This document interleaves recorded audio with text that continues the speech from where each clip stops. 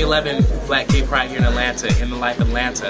We have James Peoples here with his film, Where Truth Lies. Man, if you guys did not see it, you need to contact him. It was awesome, awesome, awesome. James, how you doing, man? I'm doing all right, man. Glad to be here. Oh, wow. I'm so glad. I loved your film. I was really excited by it. Tell us a little bit about the film.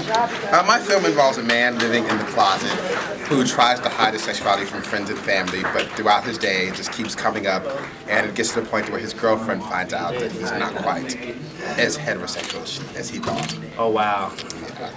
And tell us just a little bit, when is this set to launch? Is it already out? How can we get it? Right now we're doing the festival circuit, and hopefully soon we'll be able to do a larger story, take the small story and make it a larger story, and put it on the web or TV, who knows. But we are working on it. So James, you got to tell us people how to get into contact with you. You can get in touch with me and my production partners at Novo Novus, NOVONOVUS.com, and that's how you can see all our trailers, all of our web works, and get in contact with us. Wow. You guys, if you haven't seen it, please go get it. It is a wonderful, excellent film.